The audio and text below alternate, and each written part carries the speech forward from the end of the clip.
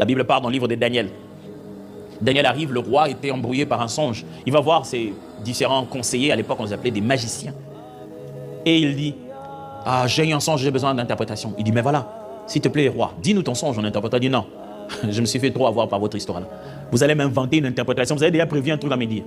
Vous allez chercher mon songe et donnez-moi aussi l'explication.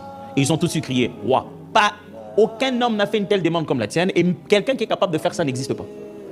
Mais pourtant, il y avait Daniel. Il était simplement pas venu à la réunion. Puis le roi dit, je vais vous tuer et vos familles si vous continuez avec cette blague. Bah, on va voir Daniel aussi, on dit, bah écoutez, on doit exécuter tout le monde. Il dit, quoi, pourquoi vous, qu'est-ce qu'il y a? Calmez-vous, calmez-vous. Qu'est-ce qu'il y a? Non, le roi est très fâché là, tout le monde est en danger. Pourquoi? Oh non, mais parce qu'il est là, donc il veut, on va couper la tête à tout le monde. Il dit, non, non, attends, je vais voir le roi. Roi, c'est quoi? Oh, mon songe. Je dis, ah ok, écoute, donne-moi quelques jours, je vais revenir avec ton songe. Et...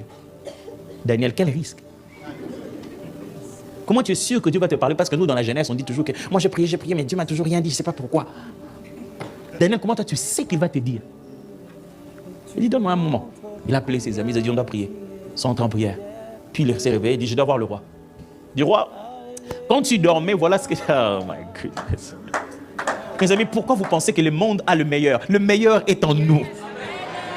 Frère, là où le monde va se limiter, c'est spirituellement qu'on va se distinguer. Et écoutez ce que le roi disait. Il disait, Daniel, l'homme qui a en lui l'esprit du Dieu supérieur. Pas Daniel, l'homme qui a le plus grand diplôme. Non. Et vous savez quoi? On l'appelait Daniel qui faisait partie des magiciens. Vous entendez les termes? Donc, autour des gens qui étaient autour du roi, on les appelait tous des magiciens, y compris Daniel. Mais ils n'étaient pas magiciens de même esprit. C'est-à-dire qu'on savait que lui, c'est que lui il a. Les autres, ils n'en ont pas.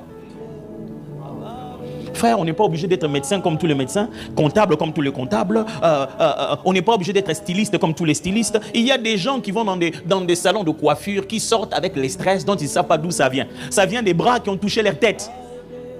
Mais il y a des gens qui sortent des salons de coiffure, libérés des stress et ils ne savent pas de quel pouvoir. Ça vient des mains qui les ont touchés.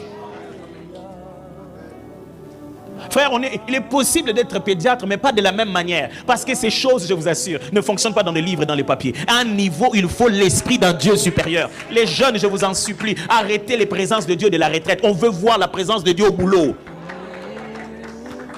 Ah, Dieu était puissant pendant notre temps de retraite. Et quand les jeunes sont allés à la retraite, vous allez sentir ça les dimanches. Ils sont tous agités. Ils parlent en langue, ils crient là-bas. Ils sont agités. Tu te dis, 2 semaines. 2 semaines après, normal.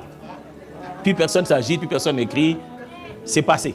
Où est-ce que vous êtes? Qu'est-ce que vous avez fait de l'onction que vous avez reçue? Qu'est-ce qui s'est passé? Pourquoi plus personne ne s'agite? Ok, vous ne savez pas comment on fait fonctionner la présence. La présence n'est pas la performance. Nous sommes dans une époque où les gens veulent nous voir faire. En réalité, ils veulent voir Dieu faire au travers de nous. Laissez Dieu faire au travers de vous.